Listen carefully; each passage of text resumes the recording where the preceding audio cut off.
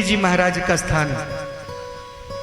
तो सच बात बता रहा हूं, वहां जो मैंने देखा संत के प्रति श्रद्धा और संत का शिष्य के प्रति भाव, तो इसलिए मैं एक ही बात कहूंगा, वंदे बोधमयम नित्यम गुरु शंकर रूपिणम।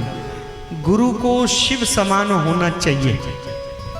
अब चेला तो माने शिव जी की तरह गुरु जी को, बड़े ध्यान से सुनना, चेला तो माने गुरु जी को कि गुरु जी आप तो शिव जी रूप हो मेरे, और गुरु जी बड़े बड़े आश्रम के चक्कर में पड़े रहे,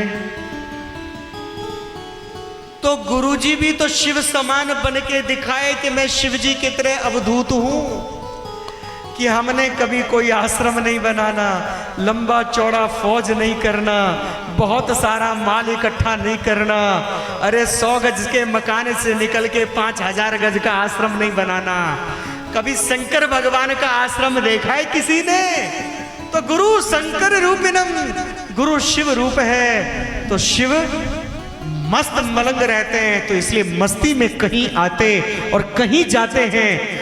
अब जिसने आश्रम बना लिया तो वो तो कहीं भी जाएगा, आश्रम का ध्यान रहेगा, मेरे आश्रम में क्या चल रहा है, हाँ भैया इतने तुम्हारे टाइम रुक गया, अब आश्रम में जाना है, अब आश्रम में पधारना है। तो ये याद रखना, महंतों का आश्रम बनता है, संतों का आश्रम नहीं बनता। मठाधीशों का, मठ के महंतों का आश्रम बनता है।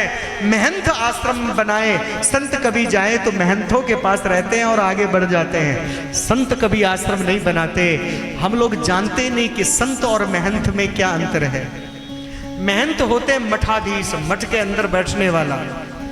मठाधीश अगर आए गए संतों का अपने आश्रम में स्वागत नहीं करेगा, आश्रम वाले किसी आए गए संत का स्वागत नहीं करेगा, तो मैं नहीं कह रहा, पुराण में लिखा है अगला जन्म वो मठ का महंत लंगड़ा कुत्ता बनता है। बहुत बड़ा साधन है इसमें, बहुत सही मैं एक भी बात गलत नहीं बोल रहा। मठ का महंत अगला जन्म लंगड़ा कुत्ता बनता है। यदि क्यों भैया, तुमने भी सुना? ये देखो भागवत जी बोल रहे हैं, वृंदावन के हैं, बहुत विद्वान पुरुष हैं, श्रीधाम वृंदावन में रहते हैं। तो आए गए कोई भी साधु संत संगत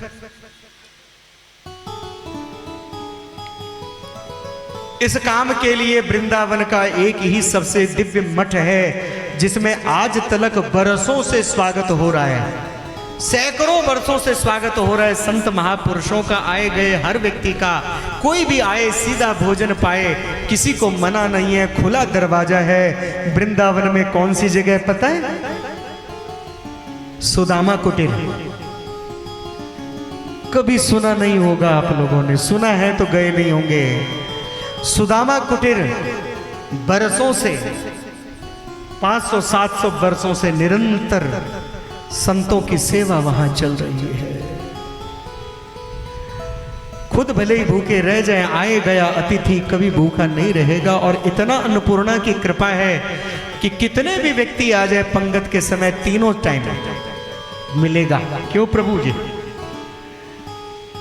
तो ये बिल्कुल ध्रुव सत्य बात मैं बता रहा हूं।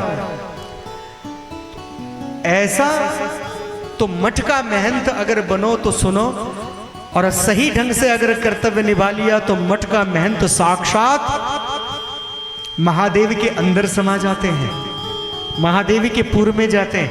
इसलिए संत और महंत में भेद है। बहुत ज्यादा आश्रमों के चक्कर में नहीं पड़ना चाहिए। इसका मतलब ये नहीं कि आश्रम ना बनाओ, आश्रम नहीं बनाएंगे तो संत लोग कैसे रोकेंगे?